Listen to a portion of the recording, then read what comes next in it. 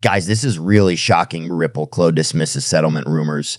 Outlines next steps. Stuart Alderodi clarifies the current SEC versus Ripple lawsuit, putting an end to speculation about a possible settlement. Rumors about a pre-trial conference in the SEC action have been put to rest by Ripple CLO. Following the conference, many in the XRP community were hoping for a resolution, which would put a stop to the long legal dispute. Magistrate Sarah Netburn will preside over a last pretrial conference scheduled for April 16 at 2 p.m. as per a scheduling order issued last year by the court.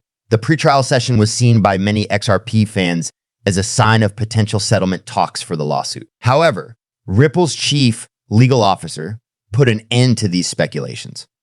In response, Alderodi announced that the SEC had previously dropped all allegations against CEO Brad Garlinghouse and Chairman Chris Larsen. Hence, there would be no final pre-trial meeting as originally ordered. The Ripple CLO also detailed the next actions that the SEC will take in its case. According to Alderodi, Ripple will respond to the SEC's brief on remedies, which demanded a penalty of approximately $2 billion. Importantly, Ripple has until April 22, 2024 to reply to the SEC's proposed fine. On the other hand, the motion will be submitted under seal, and by April 24, 2024, a redacted version will likely be posted in the public docket.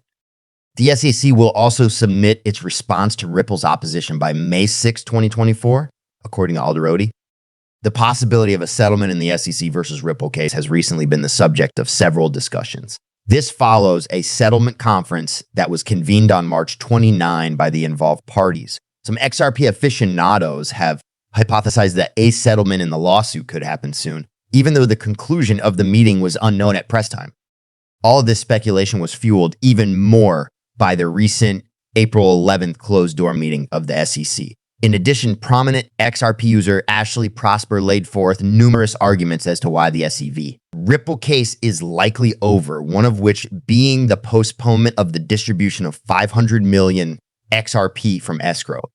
Ripple allegedly intended to sell the currencies to pay for its SEC settlement, according to some crypto investors at the time. Nevertheless, 1 billion coins were supposed to be issued this month, including the 500 million XRP that were liberated from escrow. The system only unlocked 500 million XRP on April 1 due to an issue with the escrow address. The remaining 500 million XRP were unlocked on April 12. The attention now shifted to Ripple's forthcoming response to the Sex's Remedies brief, slated for April 22, while Alderodi's latest tweet quells the extensive settlement rumors.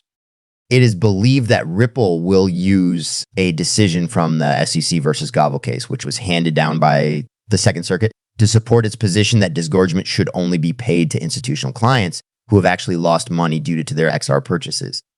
Institutional clients who purchased XRP at a price higher than its current market value will be the only ones to get disgorgement funds from Ripple if the court rules in their favor. As a result, the massive $2 billion fine that the SEC demands could be significantly reduced for Ripple. A prominent Ripple attorney clarifies key points during ongoing legal dispute with SEC Regazon. EDA Alderodi, Ripple's chief legal officer, has issued a statement denying rumors that a pretrial conference with the U.S. Securities and Exchange Commission has been scheduled for April 2016. After the SEC exonerated co-founder Chris Larsen and CEO Brad Garlinghouse of all charges, Alderodi explains that the conference will not take place. At first, the two senior executives face charges of facilitating Ripple's breaches of securities laws. A prominent XRP user published the schedule item, however, it predates the October charge drop, so it is already out of current. According to Alderodi, Ripple has until April 2022 to reply to the SEC's demand for fines. A response from the regulator is required to Ripple by May 6th. You said today that the regulator has asked Ripple to pay over $2 billion in fines and penalties. As part of their argument, the SEC argued that Ripple's activities did not involve excessive expenditure. Further violations of the securities laws in the cryptocurrency industry are likely to be discouraged by the imposition of large fines. Despite Alderodi's claims that the regulatory body is trying to blackmail his company in the industry, Garlinghouse wasted no time in labeling the SEC request as an example of regulatory overreach. Senior legal counsel for the American Economic Liberties Project, Lee Hebner, claimed that Ripple was exposed. Last year, the court ruled that XRP sales on secondary markets did not constitute a securities transaction. Meanwhile, there are many who believe the SEC will vigorously attempt to reverse this ruling. There have been rumors that Ripple and the U.S. Securities and Exchange Commission may reach a settlement, and the company's chief legal officer addressed these rumors. He went on to mention several crucial court dates coming up in May and April. April 23 is when the trial involving the two groups will begin. In the long run, it may significantly impact the value of XRP in the cryptocurrency market generally. The ongoing legal battle between Ripple and the U.S. Securities and Exchange Commission was the subject of a recent major development. The two factions may soon reach an agreement, according to this event. The penultimate meeting before the hearing before Judge Netburn took place on April 16, according to Crypto Potato. The first step is a pretrial conference where the prosecution and defense attorneys discuss potential settlement options or a possible trial. Stuart Aldarity, Ripple's chief legal officer, denied rumors of a settlement in the works and outlined the upcoming milestones in the lawsuit. The deadlines for the company's response to the CC's fine request, April 22, and the regulator's response, April 6, were both emphasized by him. Chris Larson and Brad Garlinghouse were not indicted at the SEC. Hence, there is no need for a final pretrial conference. Next week, on April 23, the long-running case between Ripple and the U.S. Securities Commission will conclude with a trial, according to Stewart. Due to its partial victories in 3 major court challenges in 2023, some believe the corporation would be stronger than the other. You might see a rise in the value of XRP if Ripple does well. However, if Ripple situation deteriorates, the cryptocurrency business may be unable to proceed and stringent regulations may be instituted. If you want to know more about the legal battle and how it could impact the asset's value, check out our latest video down below.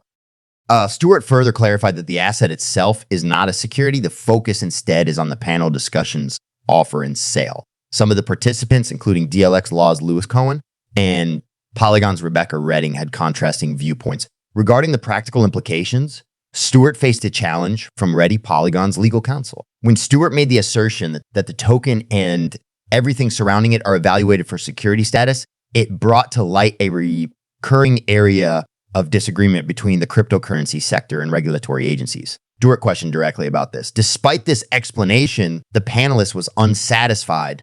Lawyer D, an XRP supporter, is considering joining Coinbase. Additional reading on the subject.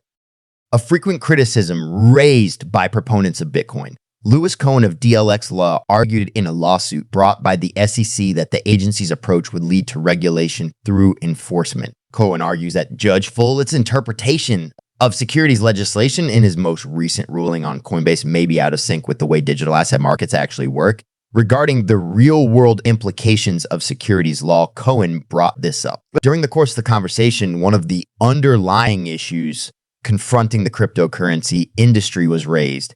How can Bitcoin businesses function lawfully given that regulations remain nebulous or unworkable?